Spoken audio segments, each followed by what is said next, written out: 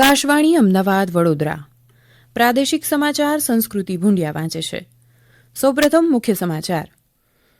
ચૂંટણી પંચે લોકસભા ચૂંટણીના પ્રથમ તબક્કા માટે ગઈકાલે જાહેરનામું બહાર પાડતા ઉમેદવારી પત્રો ભરવાની પ્રક્રિયાનો પ્રારંભ થયો છે. ચૂંટણી ખર્ચ દેખરેખ અને નિયંત્રણ માટેની ફ્લાઇંગ સ્ક્વોડે અત્યાર સુધીમાં રાજ્યમાંથી કુલ 5 કરોડ 92 લાખ રૂપિયાની પ્રતિબંધિત વસ્તુઓ જપ્ત કરી. આગામી લોકસભાની ચૂંટણીમાં વધુને વધુ મતદાન થાય તે માટે ચૂંટણી પંચ દ્વારા વિવિધ મતદાન જાગૃતિ કાર્યક્રમો હાથ ધરાઈ રહ્યા છે. લોકસભા ચૂંટણીમાં દિવ્યાંગ મતદારો સુગમતાથી મતદાન કરી શકે તે માટેની વ્યવસ્થા સુનિશ્ચિત કરવા ચૂંટણી તંત્ર દ્વારા વિવિધ તૈયારીઓ કરાઈ રહી છે અને યાત્રાધામ ડાકોરમાં ગઈકાલથી ફાગોત્સવનો પ્રારંભ થયો છે. સમાચાર વિગતવાર. ચૂંટણી પંચે લોકસભા ચૂંટણીના પ્રથમ તબક્કા માટે ગઈકાલે જાહેરનામું બહાર પાડતા ઉમેદવારી પત્રો ભરવાની પ્રક્રિયાનો પ્રારંભ થયો છે. આ તબક્કામાં 17 રાજ્યો અને 4 કેન્દ્ર શાસિત પ્રદેશોની 102 લોકસભા બેઠકો માટે ચૂંટણી યોજાશે. પ્રથમ તબક્કામાં તામિલનાડુની 39, રાજસ્થાનની 12, ઉત્તર પ્રદેશની 8, ઉત્તરાખંડ, આસામ અને મહારાષ્ટ્રની 5 બેઠકો માટે ચૂંટણી યોજાશે, જ્યારે બિહારની 4, પશ્ચિમ બંગાળની 3, અરુણાચલ પ્રદેશની 2, મણિપુર અને મેઘાલયની 1 સહિત કુલ 12 રાજ્યોમાં ચૂંટણી યોજાશે. આ મહિનાની 27 તારીખ સુધી ઉમેદવારી પત્રો ભરી શકાશે. 28મી માર્ચે ઉમેદવારી પત્રોની ચકાસણી કરવામાં આવશે. ઉમેદવારોના નામ પાછા ખેંચવાની છેલ્લી તારીખ 30 માર્ચ રહેશે. ચૂંટણી ખર્ચ દેખરેખ અને નિયંત્રણ માટેની ફ્લાઇંગ સ્ક્વોડે રાજ્યમાંથી કુલ 5 કરોડ 92 લાખ રૂપિયાની પ્રતિબંધિત વસ્તુઓ જપ્ત કરી છે. રાજ્યમાં લોકસભાની ચૂંટણીઓ જાહેર થતાં ચૂંટણી પંચે સમગ્ર રાજ્યમાં આદર્શ આચાર સંહિતાનો સખ્તાઈથી અમલ કરવા ફ્લાઇંગ સ્ક્વોડે અત્યાર સુધી સમગ્ર રાજ્યમાંથી સરકારી મિલકતો પરથી 1,47,195 તથા ખાનગી મિલકતો પરથી 54,994 રાજકીય પ્રચાર અર્થેના પોસ્ટર, બેનરો તથા પ્રચાર પ્રસાર સંબંધી જાહેરાતો દૂર કરી છે.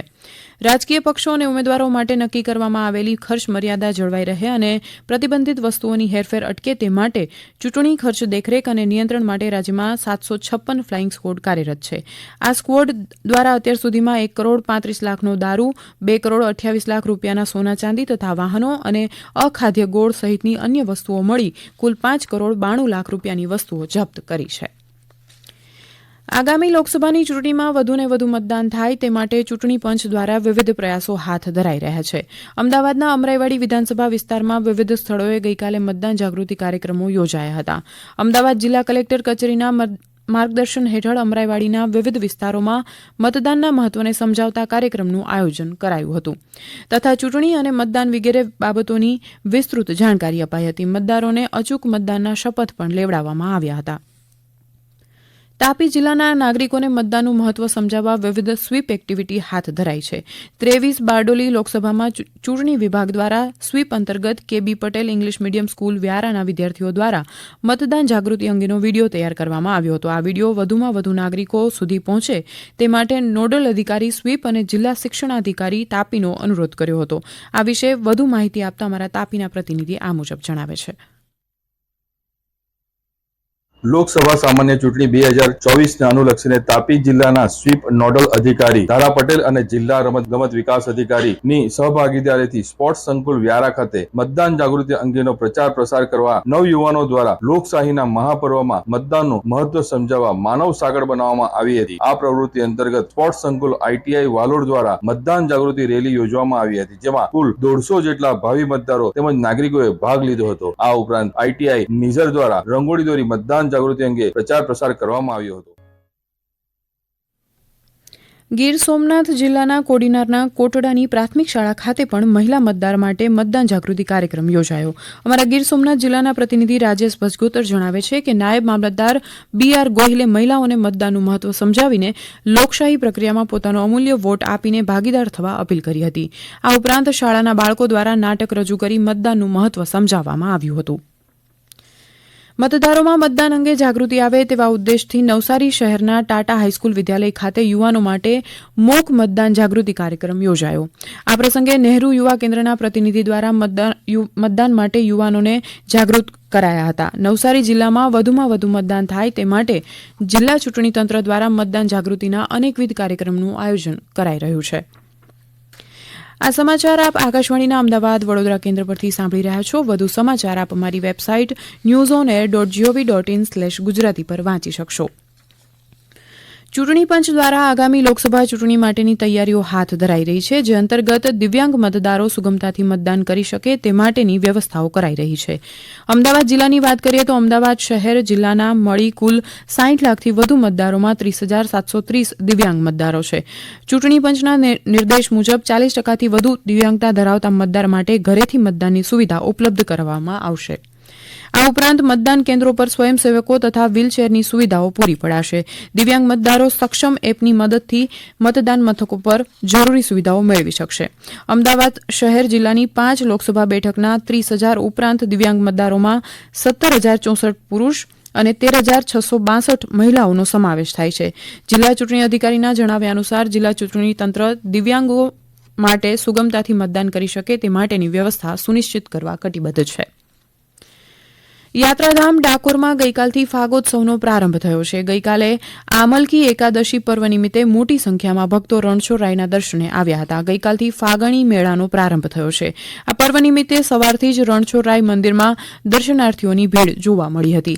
સાંજે આરતી બાદ શ્રીજીના બાળ સ્વરૂપની શોભાયાત્રા નીકળી હતી. આ શોભાયાત્રામાં ભજન મંડળીઓ દ્વારા ભજન કીર્તનની રમઝટ જામી હતી. નિજ મંદિરથી નીકળેલી આ યાત્રાના નગરના જાહેર માર્ગો પર ફરી લાલબાગ સુધી પહોંચી હતી, જ્યાં ભગવાનની આરતી બાદ શ્રદ્ધાળુઓએ અબીલ ગુલાલની છોડો ઉડાવી હર્ષોલ્લાસ સાથે રંગોત્સવ ઉજવ્યો હતો. જ્યારે રણછોડના નાદથી સમગ્ર વાતાવરણ રણછોડમય બની ગયું હતું. રંગોનું પર્વ હોળી અને ધૂળેટીના તહેવાર આડે ગણતરીના દિવસો બાકી રહ્યા છે, ત્યારે પાટણ શહેર સહિત સમગ્ર જિલ્લામાં રંગોત્સવને અનુલક્ષીને ગ્રામીણ અને શહેરી વિસ્તારમાં ભારે ઉમંગ અને ઉત્સાહ જોવા મળી રહ્યો છે. શહેરના બજારોમાં ઠેર ઠેર વિવિધ પ્રકારની પિચકારીઓ, રંગો, હાયડા તેમજ ધાણી, ખજૂર અને કેમિકલ યુક્ત અને પ્રાકૃતિક રંગોનું ધૂમ વેચાણ થઈ રહ્યું છે. અમારા પાટણના પ્રતિનિધિ રમેશ સોલંકી જણાવે છે કે ગત વર્ષની તુલનાએ તમામ પ્રકારની વસ્તુઓના ભાવમાં વધારો થવા છતાં લોકોમાં ખરીદીનો ઉત્સાહ જોવા મળી રહ્યો છે. એસવી આર્ટ્સ કોલેજ એનસીસી કંપનીના કેડેટ માટે 5 દિવસ માટે નાગરિક સંરક્ષણ બેઝિક તાલીમ વર્ગનું આયોજન કરવામાં આવ્યું છે. અમદાવાદ શહેર નાગરિક સંરક્ષણના ચીફ વોર્ડન બાબુભાઈ ઝડફિયાએ કેડેટને અભિનંદન પાઠવી દેશ સેવા તથા સમાજ સેવાના સંદેશા સાથે આ તાલીમ વર્ગનો પ્રારંભ કરાવ્યો હતો. 5 દિવસ સુધી ચાલનારા આ તાલીમ વર્ગમાં એનસીસી કેડેટને આગ, પ્રાથમિક સારવાર, સીપીઆર, યુદ્ધના પ્રકારો, ડિઝાસ્ટર તથા કૃત્રિમ કે કુદરતી હોનારતમાં બચાવ કામગીરી કેવી રીતે કરવી, ફાયર બ્રિગેડ અને 108 દ્વારા તે અંગે વિસ્તૃત માહિતી અને તાલીમ આપવામાં આવશે. રાજકોટ ડિવિઝન સ્પોર્ટ એસોસિએશન દ્વારા આયોજિત ડીઆરએમ ટ્રોફી ક્રિકેટ ટુર્નામેન્ટમાં આરપીએફ ક્રિકેટ ટીમ 5 વિકેટથી મેચ જીતીને ચેમ્પિયન બની છે. પશ્ચિમ રેલવેના રાજકોટ ડિવિઝનમાં આયોજિત ડીઆરએમ ટ્રોફી ક્રિકેટ ટુર્નામેન્ટ અને અન્ય સ્પર્ધાઓનું 16 ડિસેમ્બર 2023થી 19 માર્ચ 2024 દરમિયાન આયોજન કરવામાં આવ્યું હતું, જેમાં ક્રિકેટ ઉપરાંત table tennis, badminton, football, volleyball સહિતની સ્પર્ધાઓ યોજાઈ હતી. દરેક રમતના વિજેતાને ટ્રોફી આપી સન્માનિત કરવામાં આવ્યા હતા. સીએ ઇન્ટરમીડિયેટ અને સીએ ફાઇનલ પરીક્ષાની તારીખોમાં ફેરફાર કરવામાં આવ્યો છે. Institute of chartered accountants of India દ્વારા સીએ ફાઉન્ડેશન, ઇન્ટરમીડિયેટ અને ફાઇનલ પરીક્ષાઓ માટે નવું ટાઈમ ટેબલ જાહેર કરાયું છે, જે મુજબ ઇન્ટરમીડિયેટ ગ્રુપ એની પરીક્ષા 3, 5 અને 9 મે તથા ગ્રુપ બીની પરીક્ષા 11, 15 અને 17 મેના રોજ લેવાશે. ગ્રુપ એ ફાઇનલ પરીક્ષા 2, 4 અને 8 મેના રોજ, જ્યારે ગ્રુપ બીની ફાઇનલ પરીક્ષા 10, 14 અને 16 મેના રોજ લેવાશે. સંસ્થાની સત્તાવાર વેબસાઇટ ઉપર તમામ પરીક્ષાઓની વિગતવાર સમયપત્રક મૂકવામાં આવ્યું છે. મહીસાગર સાહિત્ય સભાના ઉપક્રમે લુણાવાડા ખાતે એક સાંજ સાહિત્ય સંવાદ કાર્યક્રમનું આયોજન કરવામાં આવ્યું હતું. આ કાર્યક્રમમાં કન્નડ સાહિત્યના કવિ, નાટ્યકાર, સંપાદક એચ.એસ.